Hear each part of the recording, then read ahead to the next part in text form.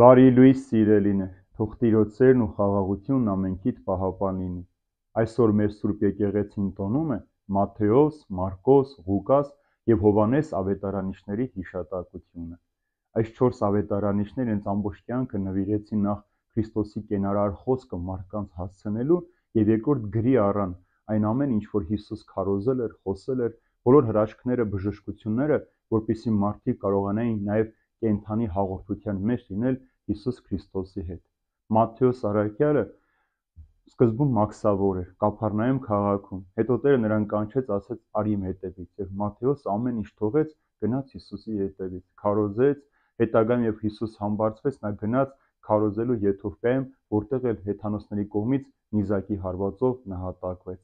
Մարկոս ավետարանիչը եղել է Պետրոս եւ Պողոս առաքյալների աշակերտը, բայց մենք նրան տեսնում ենք ավետարանում, որովհետև խորհրդավոր ընթրիքը, վերջին ընթրիքը, որտեղ Հիսուս իր աշակերտների հետ վերջին զատկական ընթրիքը կատարեց, Մարկոս ավետարանիչներին պատկանող տունն էր։ Հետագայում նա շրջեց Պետրոս առաքյալի, Պողոս առաքյալի եւ նրանց թելադրանքով էլ գրեց իր ավետարանը, որ առաջին ավետարանն է, առաջինը 4-ի մեջ գրված է Մարկոսի ավետարանը։ Ղուկաս ավետարանիչը հույն էր եւ մասնագիտությամբ բժիշկ։ Նա աշակերտել է Պողոս առաքյալին եւ եղել Պողոս առաքյալի ամենամտերիմ մարկանցից մեկը, բոլոր ճամփորդությունների ժամանակ եղել Պողոս առաքյալի հետ։ Ղուկաս ավետարանիչը նաեւ ավանդության համաձայն նկարել է Աստվածամոր սրբապատկերը եւ նա գրել է նաեւ Գործք առաքելոցը, որը նաեւ երկրորդ ավետարան է կամ ավետարանի շարունակություն։ Եթե չլիներ Գործք առաքելոցի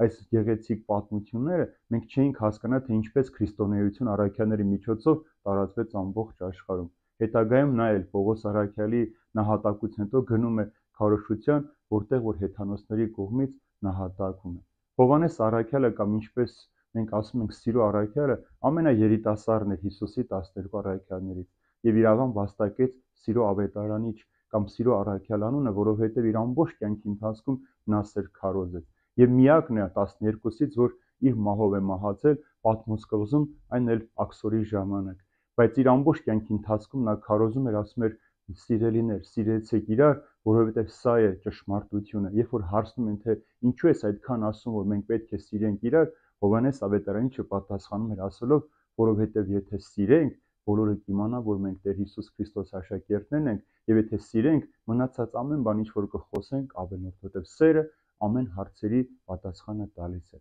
Հովհաննես առաքյալը նաեւ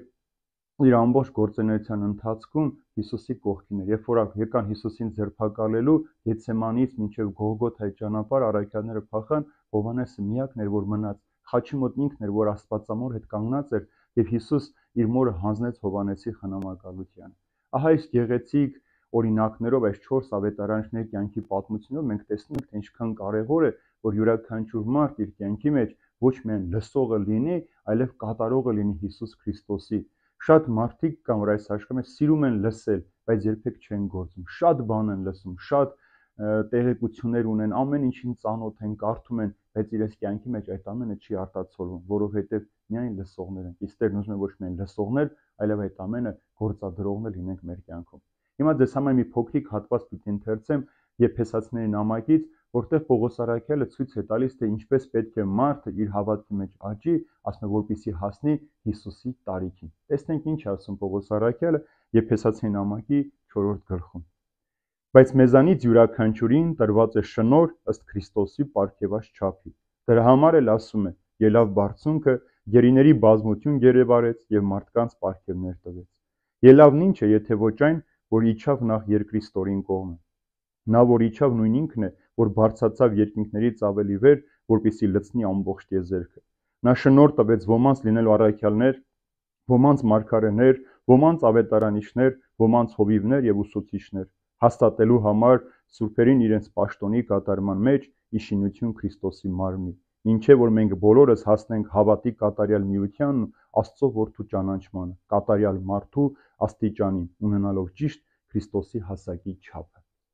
Ո՞րն է Քրիստոսի հասակի չափը, սիրելիներ։ Դա սրբությունը, երբ Աստված մարդուն ստեղծեց իր պատկերով ու նմանությամբ, բայց մեղքի պատճառով մարդը կորցրեց Աստծո հետ իր նմանությունը, այն է սրբությունը։ Դրա համար, երբ որ Աստված ստեղծեց եկեղեցին, Քրիստոսով եկավ ու հաստատվեց Քրիստոսի եկեղեցու մեջ նախ կոչումներ տվեց լինելու մարդկանց առաքյալներ, մարգարեներ, վարդապետներ, հովիվներ, ուսուցիչներ, քահանաներ, որպեսզի նպատակը մեկ լինի, մենք կարողանանք Քրիստոսի մարմնի կատարյալ անդամները դառնալու։ Մենք կարողանանք մեր կորցրած անմեղությունը, սրբությունը, անարատությունը նորից վերականգնենք, որպեսզի կատարյալ լինենք։ Ինչպես որ մեր Տեր Հիսուս Քրիստոս ինքն է կատարել, եւ այդ հասակի մեջ, այսինքն հոգեվոր հասունության մեջ, մենք կարողանանք պահպանել մեր հավատքը։ Եվ տեսեք, ասում է, ինչ է նշանակում ելավ, ասում է գերիներ վերցրեց, գերեվարեց ու երկինք բարձրացրեց։ Այսինքն այն բոլոր մեղքերը, սխալները, թերությունները, որոնց մի ժամանակ մենք գերի ենք, Հիսուս այդ ամենը գերեվարեց, այսինքն ազատագրեց մեզ մեղքի, սխալների, թերությունների իշխանության տակից հանեց մեզ եւ ազատություն տվեց, որպեսզի մենք ազատորեն տիեզերքի անսահմանության մեջ կարողանանք Տիրոջը սավառնել։ Եթե մեկը չունի թևեր, որպեսզի սավառնի իր հոգու անմաղությունը տեսնելու, իր հոգու մեջ չի կարողանում կատարյալը տեսնել, նա երբեք չի կարող հասնել հավիտենական կյանքին, չի կարող հասնել մեր Տեր Հիսուս Քրիստոսի հասակին եւ վերականգնել իր սրբությունը։ Իսկ այս աշխարհի մեջ մարդը մեկ կոչում ունի՝ վերականգնել իր նմանությունը Աստծո հետ։ Միայն պատկերը քիչ է, որպեսզի մարդը կարողանա հավիտենական կյանք ժառանգել, այլ այդ պատկերի հետ պիտի նաև կորցնես քո աղավաղված նմանությունը, սրբությունը, որը մեղքի պատճառով մենք կորցրեցինք եւ շարունակում ենք կորցնել։ Իսկ Հիսուս Քրիստոս ուզում է, որ յուրաքանչյուր մեկս Սուրբ Հոգու տրված պարգևներով, Սուրբ Հոգու շնորհներով, երբ որ հավատանք իրեն, կարողանանք այդ ամենը գործի դնել, նախ ինքներս մեզ համար